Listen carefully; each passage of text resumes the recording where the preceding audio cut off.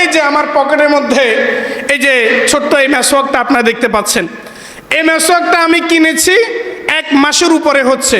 কয় মাস? 1 মাস। কিনেছি মাত্র 10 টাকা দিয়ে। কয় টাকা?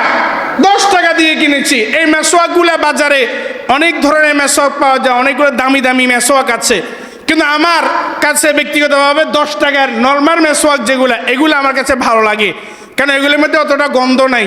অনেক দামি মেসওয়াক আছে একটু আনইজি ফিল হয়, একটু গন্ধ, কিন্তু এগুলো আলহামদুলিল্লাহ অতটা গন্ধ হয় না, আমার কাছে ভালোই লাগে।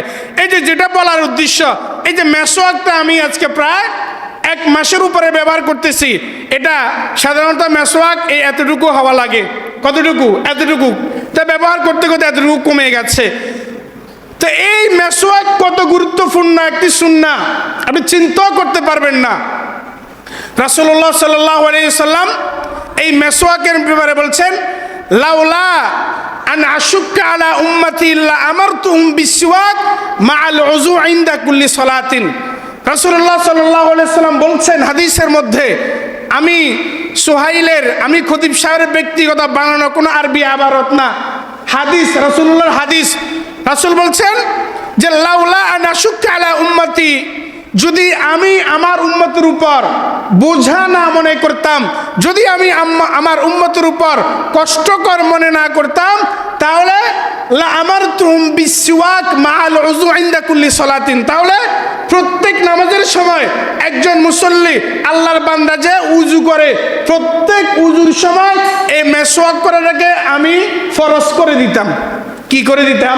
ফরজ করে দিতাম। কিন্তু উম্মতের জন্য বড় কষ্টকর হয়ে যাবে যদি এটা ফরজ করে দেওয়া হয়।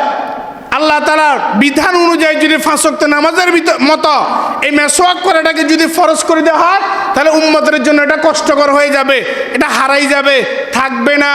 এরপরে বিভিন্ন সময় বিভিন্ন সমস্যা হয়ে যাবে।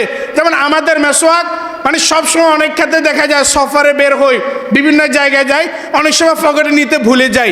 এখন বুঝে থাকলে বলেন তো, আল্লাহ যদি এটা ফরজ করে দিতেন, তাহলে আমি যে ভুলে মেসওয়াকটা নিতে ভুলে গেছি, আমি নামাজ পড়ছি কি পড়ি নাই?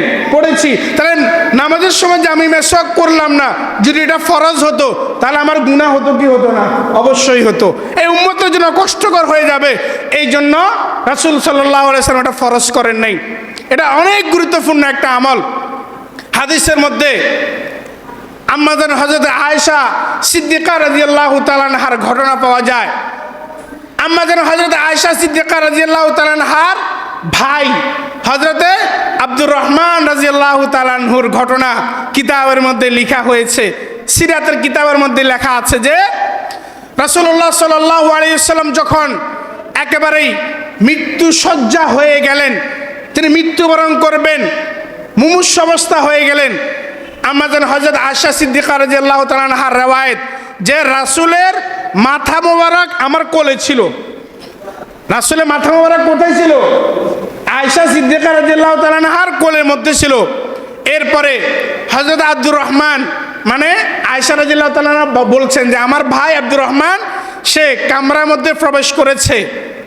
এরপরে রাসূলুল্লাহ সাল্লাল্লাহু আলাইহি সাল্লাম আব্দুর রহমানকে দেখে ইশারা করলেন, এইভাবে ইশারা করলেন, হাত দিয়ে এইভাবে ইশারা করলেন।